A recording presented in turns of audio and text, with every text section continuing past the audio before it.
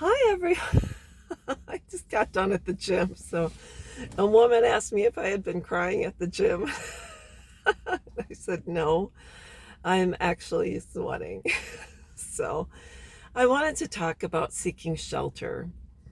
And, uh, right now we're having a lot of hurricanes and things go through certain areas. And when they tell you to seek shelter, um, and there's national broadcast coming over your phone or television, normally it's good to take heed. And a lot of times we can get some warnings on the news or via the radio station or on the internet. If you're on the internet and you use social media, chances are you may get a broadcast that says you should seek shelter.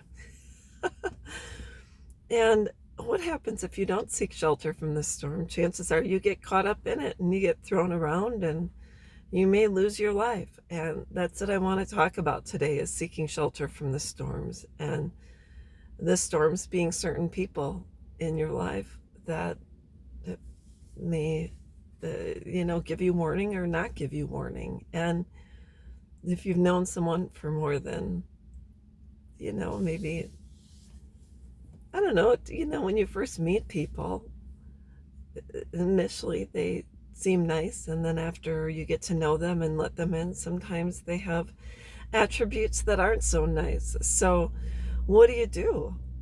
Best thing to do when a storm is coming or someone's brewing is to seek shelter from them. And shelter means that you hunker down in a safe place and just act as if your power went out and you don't have access to phone, radio, etc. And you put a you put sandbags up. You protect yourself. You do whatever it takes to forego being in the eye of that storm. The one thing that I have to say is that if you have been raised in a family where storms are a normal occurrence, that's normally what your body has adjusted to. Your mind and spirit and mental and emotional well-being has adjusted to. So maybe you are simply immune to the storms. I know from my own personal experience that I have been in storms with certain people, and sometimes you don't see a way out. And if you are married or in a relationship and have been around a storm or a tsunami or someone that absolutely makes you feel like you're drowning, your chances are your children have become accustomed and immune to the behaviors, and they don't quite know what to do when they are around someone who is normal, someone who is not acting out or anything along those lines. So what do? You actually start by creating a peaceful environment within your own home in a particular place.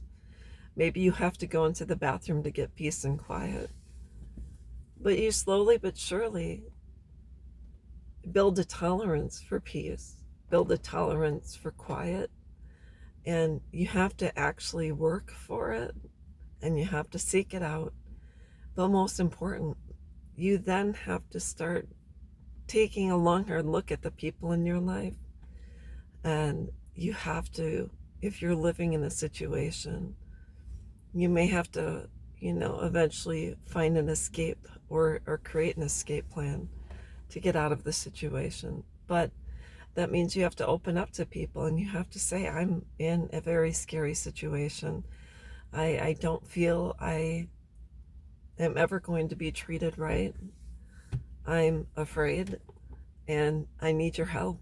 And so when there is strength in numbers, and there's a lot of resources today for domestic violence. And so I suggest you reach out. Just reach out to someone that can hear you and also document your experience. A lot of times when in a work situation, if you're being harassed at work and you go to HR, the first thing they ask is, where's your documentation? What dates and times? Because if there are cameras in your building, you can say, this on this date he came up and approached me and said XYZ to me, or she, etc. And so you have to have documentation, and you have to, if you can, record any sort of interaction you have with someone who is not healthy. It's very important you also record, and maybe if you can put cameras in your home, that's another way to get evidence that you're in an unsafe situation. So do whatever it takes. You can seek shelter from the storms, but even if you escape one storm and you don't get help, you're just going to end up in another storm. So you have to do whatever it takes to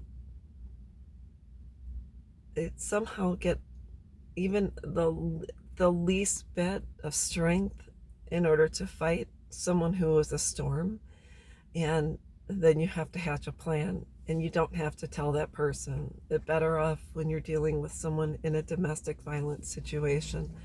It's better off the perpetrator knows the least amount of information, and you don't want to throw them off, and you don't want to let them know, because when they know that you're going to leave, chances are sometimes it will not end well. So hatch a plan, do whatever it takes to get out so that you can seek shelter from your storms. So that's what I wanted to talk about, and I hope you all have a good day. Bye-bye.